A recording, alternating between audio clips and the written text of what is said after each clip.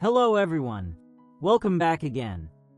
Today our guest, Mr. Blinder, will share with you some of his life experiences.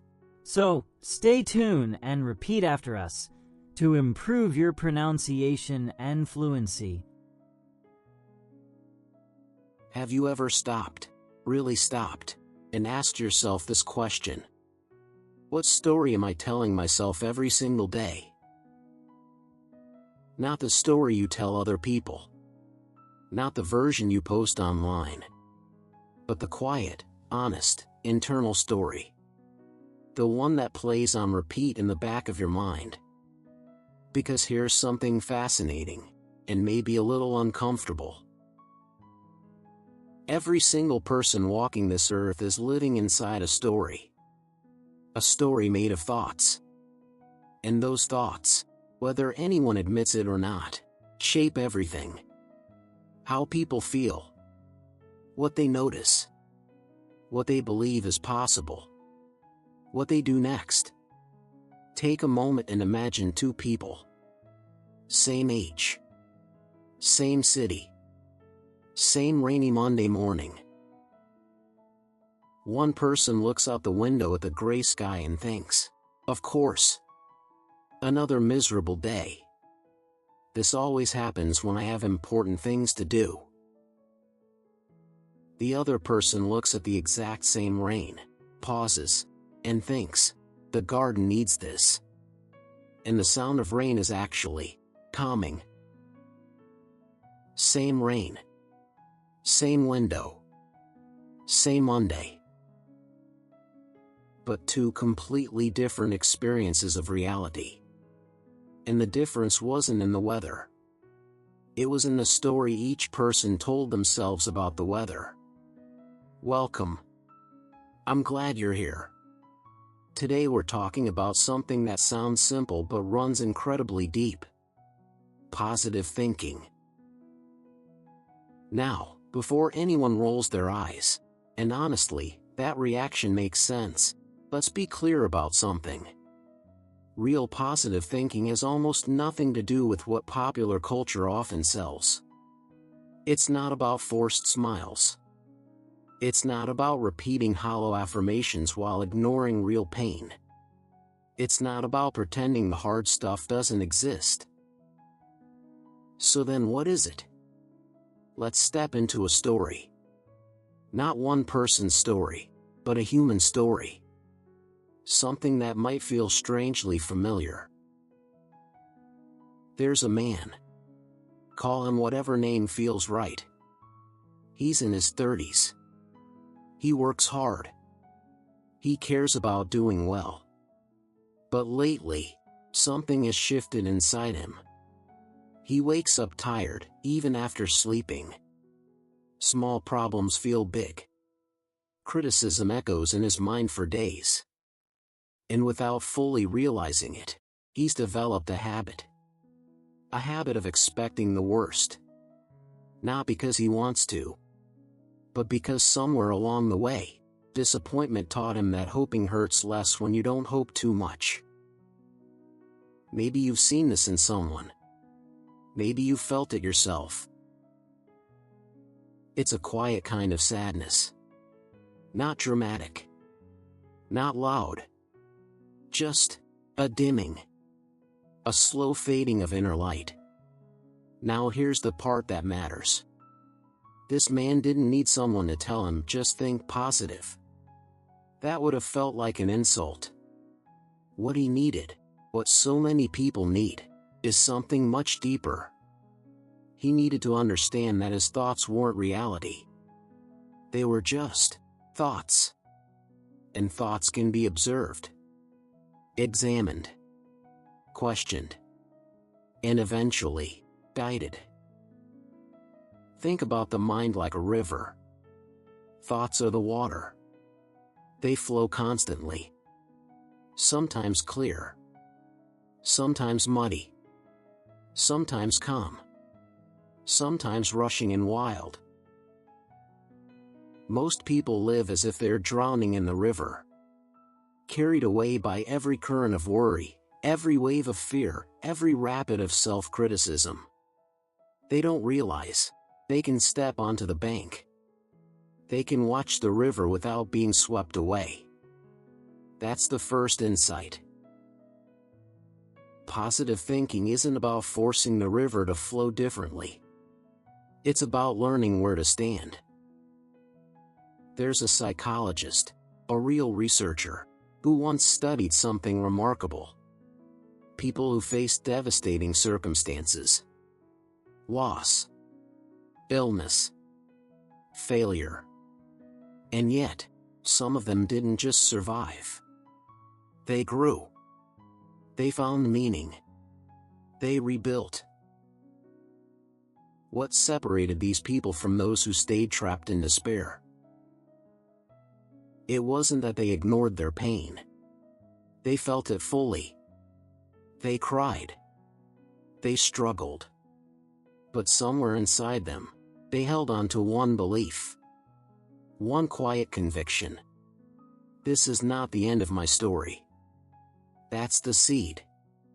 That tiny, stubborn, almost defiant belief. Not everything is perfect. Not I'm happy this happened. Just, this is not the end. And from that seed, new thoughts grew. Slowly. Over time. Watered by small, daily choices of attention. So let's bring this closer. Right now. This moment. Think about your own mind for a second. What's the river carrying today? Is it worry? Regret? Fear about the future? Frustration with how things are? None of that makes you weak. None of it makes you broken. It makes you human. Every single person listening right now has a mind that sometimes turns dark. That's not failure.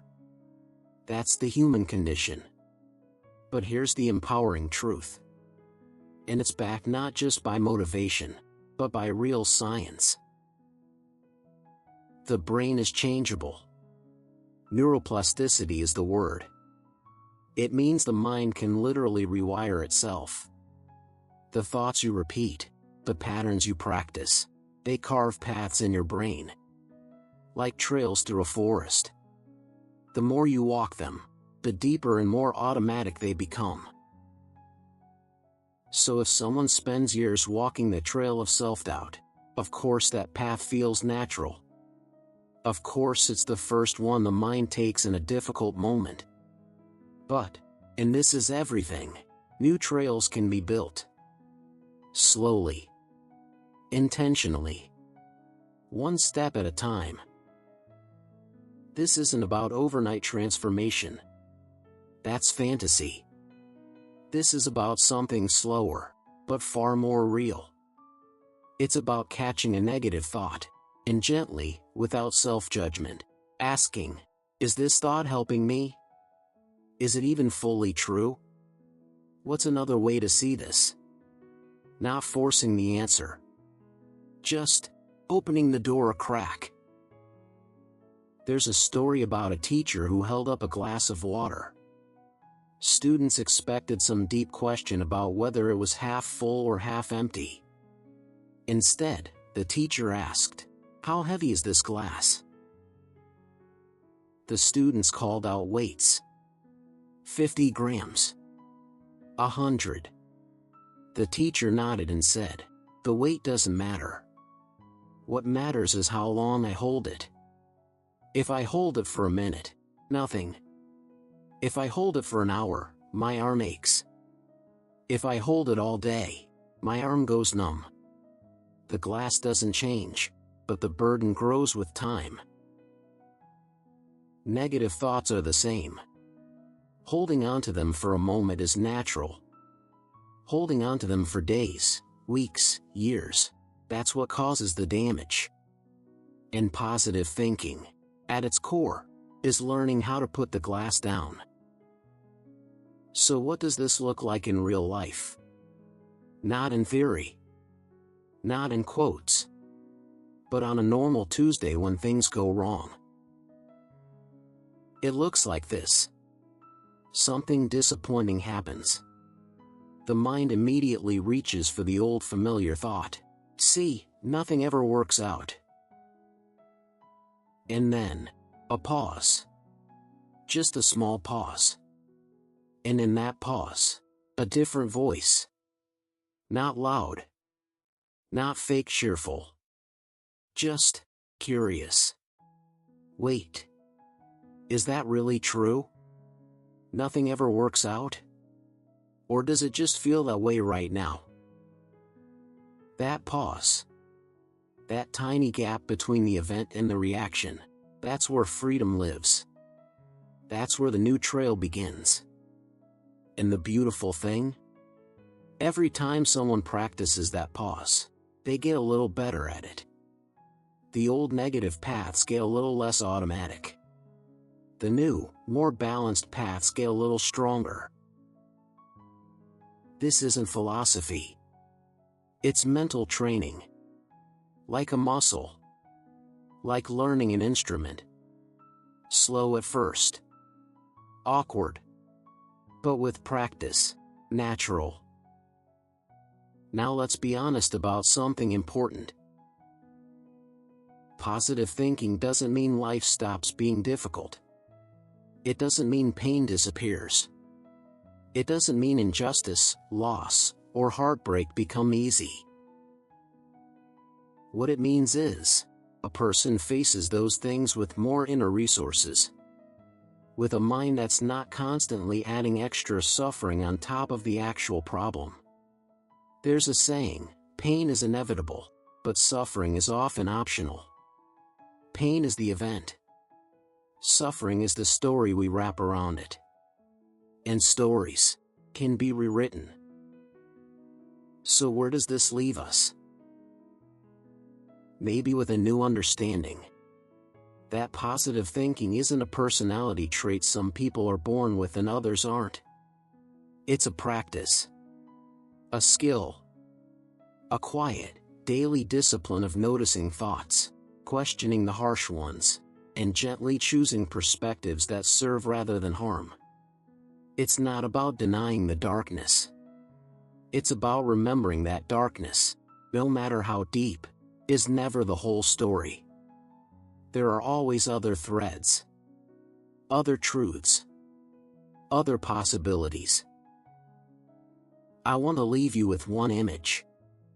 Something to carry into the rest of your day. Imagine a garden after a long winter. The ground is bare. The trees look dead. The sky is gray. It would be easy, so easy, to believe nothing will ever grow here again.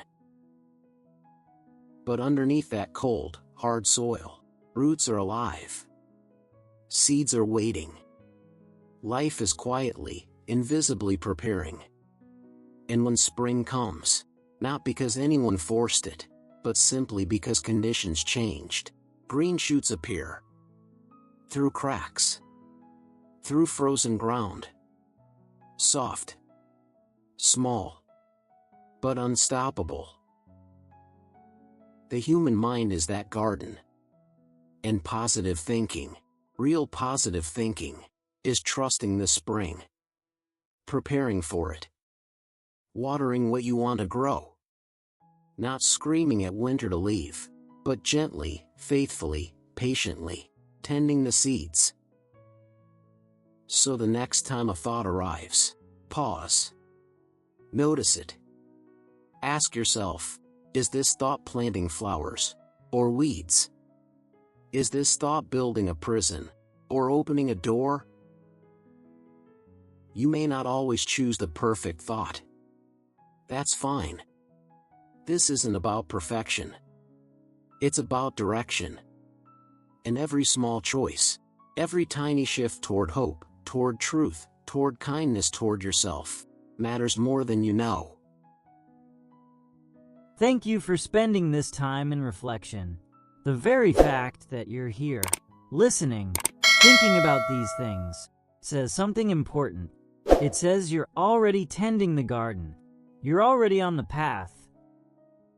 So keep walking, keep noticing, keep choosing gently and imperfectly thoughts that serve your growth.